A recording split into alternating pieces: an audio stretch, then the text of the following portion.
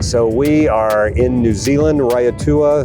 The goal for this trip is to make true connections between the National Center as well as communities here in New Zealand, the Māori community, as well as business owners, trying to help create opportunities for them to make some connections with our tribal communities and our Native American business owners. So hopefully can make those connections and do business together. Indigenous to Indigenous business is part of what we do, and I'm excited to help make those connections.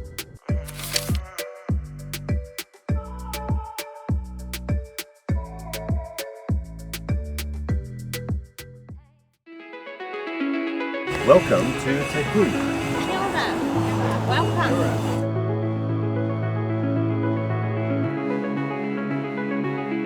So just in front of me here, these two, they are our most frequent geysers that go off about every hour.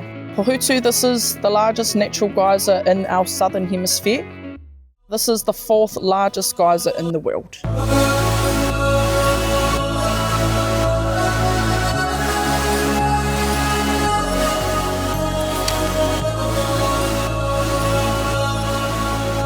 I'm speechless.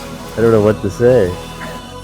They had not only the geothermal park, they had a guided tour, they had a very nice high-class restaurant, they had an artisan school, and you could even buy, which I did, buy like a piece of art that an artisan had made, and it's all in one complex. How can we learn from them as they have had these examples of how they've had to rethink things after a downturn or after COVID, for example?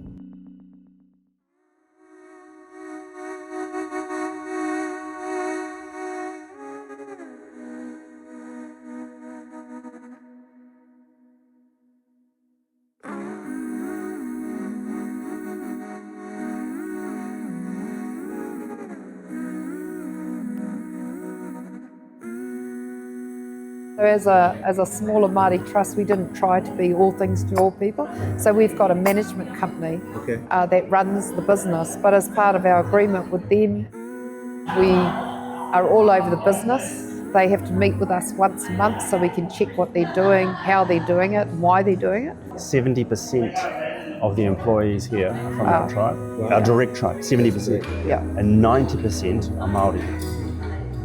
So it's 10% non-Māori work here. I mean, I tell you, if we can do this, we can do anything. Yeah.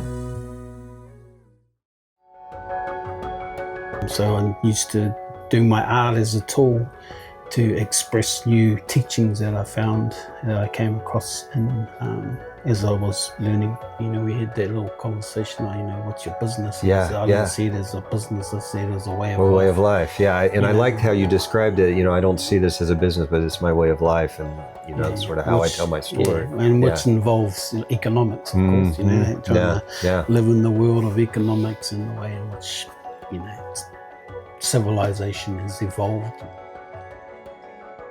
What makes this place special to me? It's home, it's a passion for me. It's not a job. I do love talking to our manuhiri, our tourists, giving them a little insight about our culture in the hopes that they can remember this as one of their best highlights along their journey here in Aotearoa.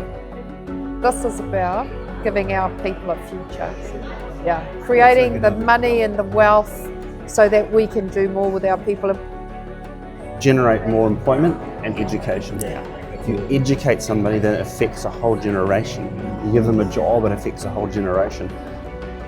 One thing that we're really proud of is that you can have the ability to tell a story over a drink of wine. Through the years we've been traditional farmers, and in the latter years we changed into vineyards, which then grew into wine.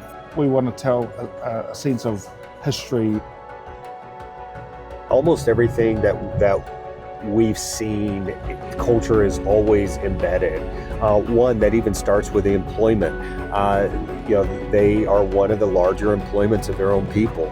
They're from the community, so that's one aspect of it.